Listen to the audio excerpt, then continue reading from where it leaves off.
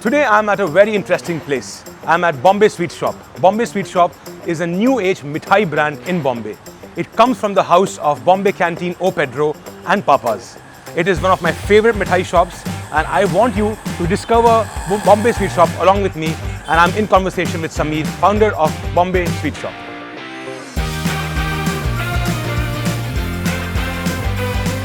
Thanks Sameer for doing this. Welcome to our show. Thank you for having me. In our show, Sameer, we talk to exciting entrepreneurs like you who are building legendary food brands. And after having built a bunch of brands that you have, what made you start Bombay Sweet Shop? You know, at a time where all kinds of patisseries are cropping up in all cities, Western dessert is on fire, if I may say. Are you going back and reinventing the age-old mithai? How did this happen? So it's a little bit of a long story, so bear with me. But our journey kind of started in 2015 when we opened the Bombay Canteen. And and the whole idea with Bombay Canteen was how do you reimagine Indian food? Yes. And, if you think back a decade ago, the kind of restaurants we went to, you either went for Asian food or Conti food. Indian food was not really sort of... Yeah, it was not cool. It was not cool, exactly. And I think in the last decade, we've really sort of we've loved sort of creating and recreating what Indian cuisine can be. I think so. Our genesis as Hunger Inc., as our company is known, started there. And as we were growing, our second restaurant was O Pedro, which opened in 2017. And at that point, Yash and I and the team started asking ourselves the question, like, do we see ourselves sort of really creating more and more restaurants of this nature, or is there something else we can do?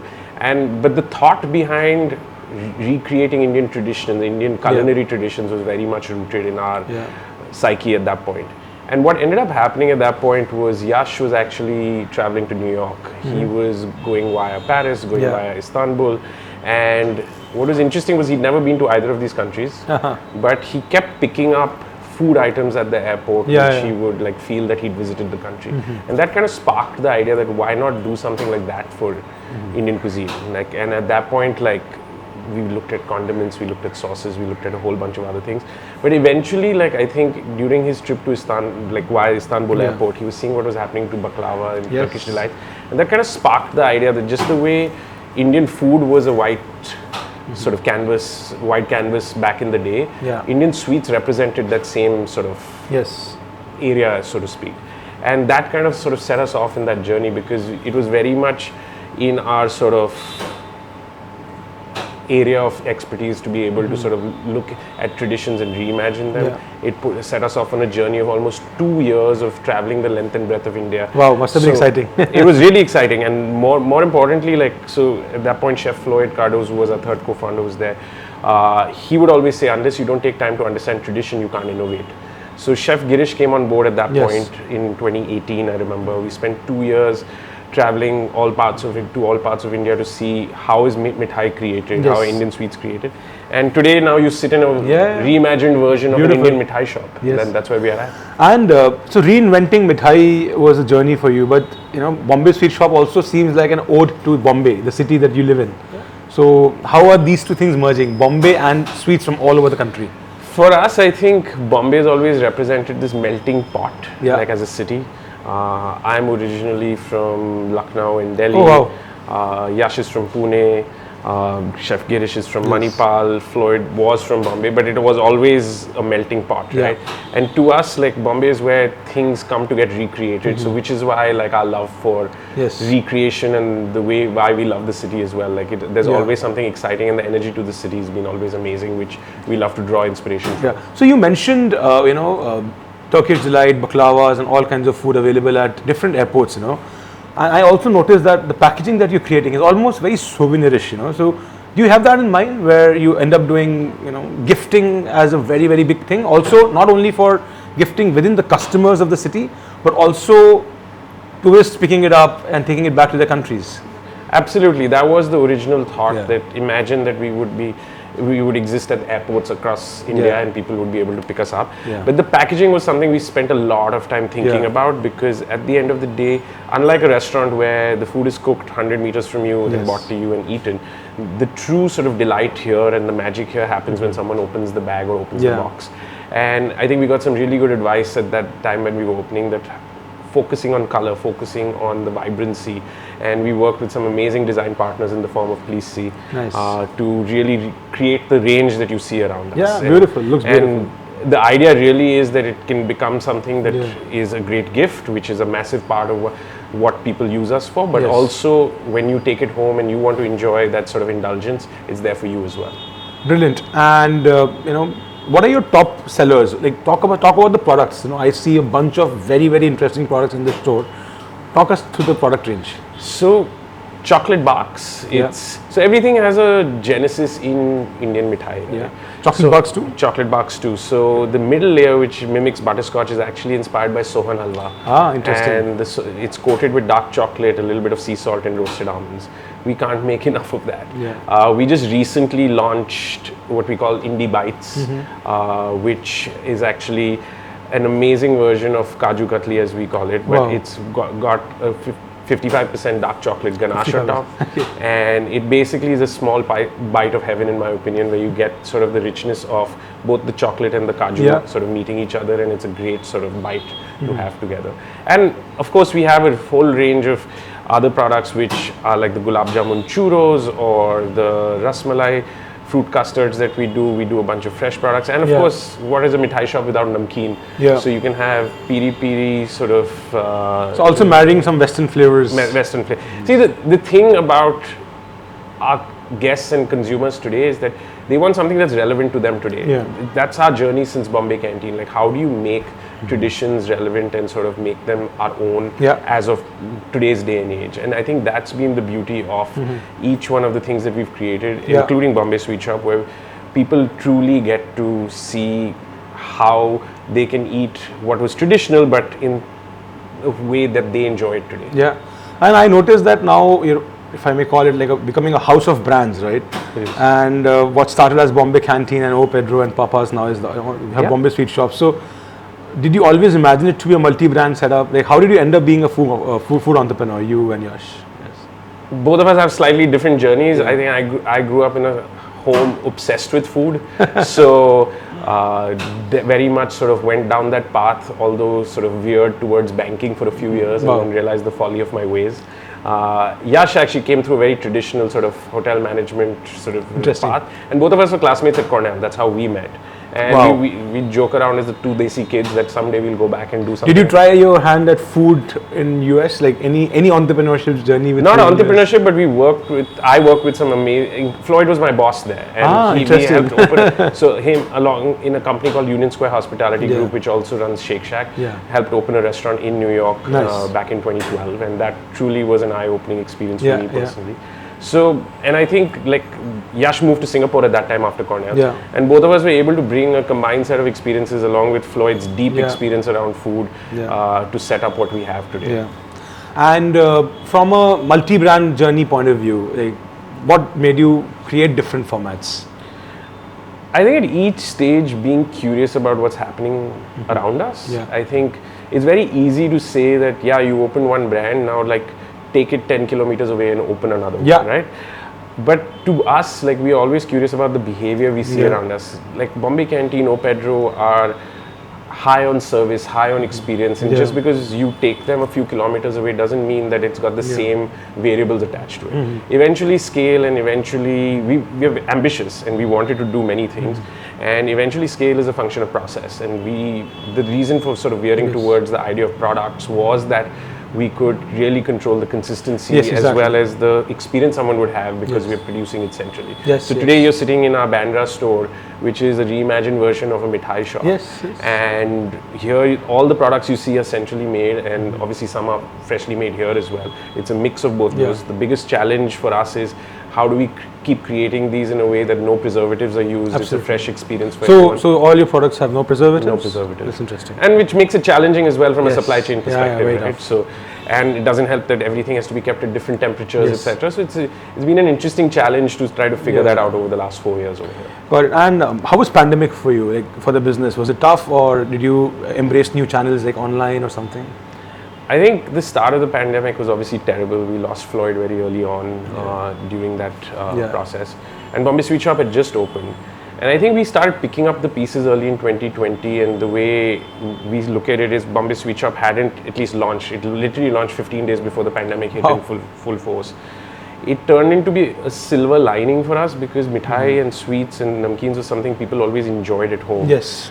We actually very quickly pivoted.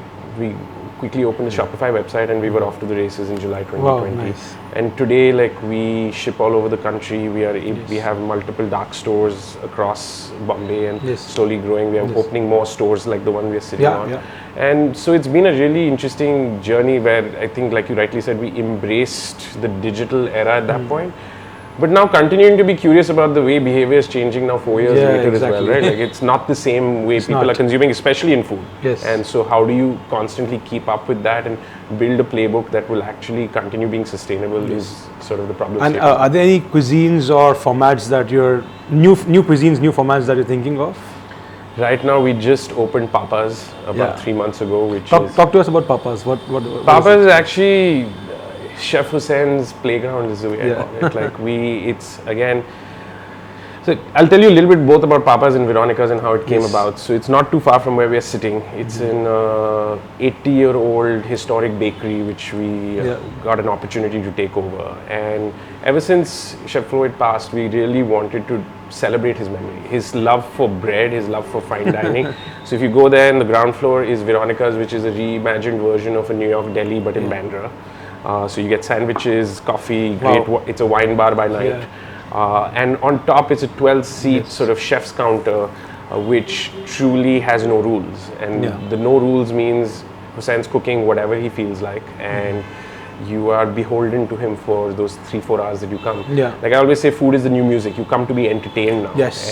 And how do we create that environment in which you're truly having fun is what Papa's is all about. Yeah. And from your competition point of view, of course there are this traditional mithai walas and some of them are still very, very great. Do you see any relevant competition coming up in like branded sweets and new age sweets as a category, or any favorites that you may have? I think what's interesting now is the way we look at it is, since 2020 many new age Indian sweet brands have opened up. In fact, traditional shops are also premiumizing and doing things in an interesting way. Like I think there's that age-old saying, all boats rise with the tide. And I think what's amazing is everyone is sort of creating a market where people are becoming more aware and more attuned to products such as ours. I think if I had to look at things which are really interesting in India, right, like something like Manam chocolates, which has come out of the Almond House team in Hyderabad. I think it's amazing to see. If you go into their store in Hyderabad, we had an opportunity to go there a few months ago. It's truly a world-class experience that you walk into. Yeah, I think one of the earlier guests on our show was the Anand Sweets founder in Bangalore, and I think they've done a brilliant job at the packaging, like how you have. So I know that this kind of packaging is very expensive, and it increases the cost for the customer, and hence makes it tougher for you to sell. Is it a conscious choice to take that route, because this is really premium packaging? And how do you take that call of reducing the packaging cost, making it more affordable for the customer versus the other way around? I think, how do I put it? At the end of the day, it had to be a different experience created for someone to pay the premium, right? Like, and if we were going to just package it in the same box, even though the product was different, that feel like we were talking about earlier, like when you open it at home on your own, or when you give a gift, that sort of emotion is not triggered. And the trigger for that emotion is, and I feel, the storytelling we do, not just through our content but through the packaging as well. And I think that two coming together is really important. So the call was actually very intuitive, and it didn't require any analysis. We were sure that this is the way to go.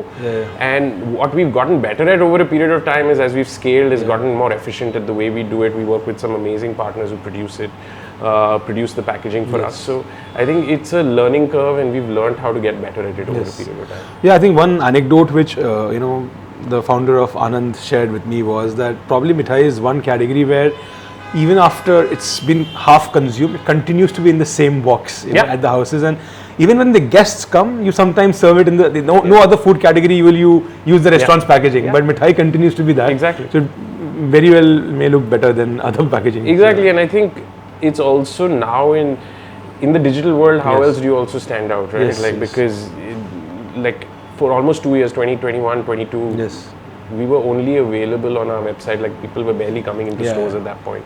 And I think the packaging made a huge difference in terms of Yeah. speaking to someone on a screen in the hand. Yeah. And I noticed that you have a movie tie-in or a show tie-in with Amazon Prime. I think it's Mirzapur, right? Yeah. So do you often do these things? Talk us to about this. We do. this thing, I think yes. partnerships is a great Yeah. way to sort of, for us to spread the word about what we're doing. Like we always say, like we want people to feel the magic of mithai again. Yeah. So this is our second one. The first one we did with Netflix with the Archie's movie that came Oh, out. wow, you last year. did? Nice. And then this is the second one where the show. What was the product used for the Archies? We actually created a whole range of products Wow. inspired by all the Archie characters, Yeah. right? Like we've grown up reading that, Yes, so it was yes. very nostalgic. The whole feeling of the packaging, the way we sort of created the store experience, Yes, etc., yes. was very much rooted in nostalgia. Nice. And here, I think I'm a fan of the show. Yeah, So when brilliant. when we started talking, it was like fun. They reached out to us saying, "Can you recreate something that is Mirzapur ki barfi?" And that's kind of what led to the Kaju Katli and the dark Yeah. chocolate ganache coming together, and Brilliant. it led to Indie Bites. And Yeah. I think that's So you'll what. continue the product post the show as well? Yeah, we'll continue to post the show as well because I think it's got a great response. It's just been 5-6 days old. Yeah, but, I'm sure. I With think the for show us, getting momentum, the product Yeah. will also do well. and for us, like chocolate actually is very interesting. Where chocolate represents like our generation's Yeah. sort of drug of choice, if I can call it Yes, that. yes, yes. But like the combination of that with mithai, so we do a 3-layer chocolate fudge, which is inspired by a Lonavala fudge. Yeah, of course. We do the indie bar, which is imagine Twix meets 5-star meets Bounty, but the base It has caramel? It has caramel, it has coconut, but it also the base is not biscuit, it's patisa, Ah, nice. and then it's dipped in chocolate and sort of the indie bar as we call it. So What's your personal favorite from your collection? actually the indie bar is Yeah, absolutely. I think top. I love the Bombay Bhel Chikki. It is Yeah, an that's a- extremely, that- extremely innovative product. I Exactly. think it's amazing. Yeah, I think all of it. We talk about a lot about form and flavor, right? Like Yeah. when you're innovating, you can either get someone and to love it through the Yeah. flavor, and the form can be really interesting, or the form is something familiar and the flavor is very different. Yeah. So we play around with both. So the gulab jamun churros, for example, has a really great flavor. Is that also sold on the website or it's a fresh product? It's a fresh product. Yeah, So yeah. you usually get it on Swiggy, on Zomato, of course. or obviously in our Yes, stores. yes. And Chef Girish came up with this batter which tastes like gulab jamun, but it's fried like a churro. So Yeah. with a pistachio and white chocolate dipping sauce Wow. and a vanilla Wow. dipping sauce. So all of it is to create that excitement that people really, really want to look forward to. Yeah, and of all the, maybe not answer this question, but of all the brands that you've created, which is your favorite brand? That's a tough one. Yeah. I think Or where do you order most from? actually Veronica's these days. Nice. Actually, Maybe the recency yeah, then. exactly. Brilliant. Thanks, Amit. Thanks for your time. Thank We you had a for having lovely chat here, and I'd love to try some products as we go. Awesome. But all the best with your new stores coming up. And Thank you.